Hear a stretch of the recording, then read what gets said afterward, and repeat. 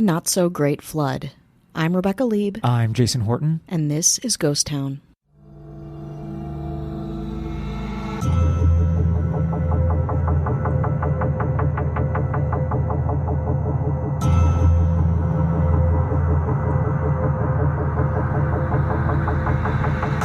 The 1928 film Noah's Ark is a landmark in cinema history, not only for its ambitious storytelling, but also for the tragic and fatal events that occurred during its production. Uh-oh. Directed by Michael Curtis, who would later direct Casablanca, Noah's Ark was produced by Warner Brothers and was one of the first talking motion pictures, and one of the most expensive films ever made for its time, partially due to its large-scale flood sequence. The 1928 epic romantic melodrama / disaster film, directed by Michael Curtis, released by Warner Brothers, was based on the biblical story of the Great Flood and starred Dolores Costello and George O'Brien. The film tells two parallel stories, one set in ancient biblical times of Noah and the Great Flood, and the other set during World War I. Oh. In the biblical story, Noah, a righteous man, receives a divine vision foretelling of a great flood that will cleanse the earth of sinners. He builds an ark to save his family and pairs of animals. As the floodwaters rise, they seek safety on the ark, where they endure the storm until the waters recede and they can begin anew. Classic tale. Classic tale, very elegantly paired with a World War I story? I'm intrigued. In the World War I story, a group of characters are introducing a German-American and a Jewish-American who both love the same woman. No. The film explores themes of love, sacrifice, and redemption against the backdrop of war. The climax of the film features a dramatic flood sequence, created using a combination of special effects and real water, which was one of the most expensive scenes ever filmed at that time. Yeah, I mean, it's a biopic about Noah and a war pic, and there's a giant flood and a ton of animals at the time where they were just learning how to make talking features. And also back then, it was not atypical to have very expensive, very overblown sets and there's everything's practical. Yeah. And again, it's the early days They were of like, motion let's pictures. just fucking do this. They were doing a World War I story, which had just happened, essentially. Yes. They're like, great, timely, but we're also going biblical, so you get everything. Just everything. Then disaster struck. Of course. More on that after this break. Disaster struck during the filming of the flood sequence. The set was a massive outdoor tank filled with water, and thousands of gallons were used to create the flood effect. However, due to inadequate safety measures and the limitations of filmmaking, the water surged out of control, sweeping over barriers and engulfing the extras on set. It was like a giant wave pool, a deadly wave pool. Where the background actors were kind of on the front lines of these scenes. Jesus Christ. Also based on the constraints of filming, yes, but mostly safety being neglected.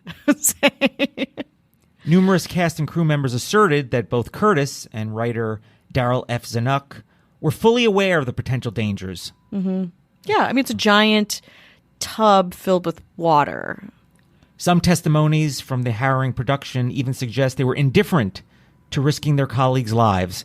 The background actors are not colleagues to... Yeah, I mean, that also checks out, too, I would say. I'm sorry, they were pumped about making their giant, overblown movie, and they didn't care about the working-class humans who are a part of it? Tale as old as time. Not much has changed. No. Cinematographer Hal Moore attempted to caution them about the impending catastrophe. He said, Jesus, what are you going to do about the extra people? He, Curtis, said, oh, they're going to have to take their chances. I said, not as far as I'm concerned. I'll never have anything to do with a thing like that. They insisted on doing it their way, so I told them to abandon the picture and left the set.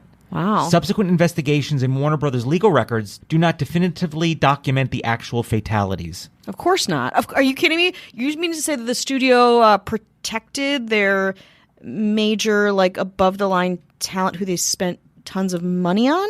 Huh.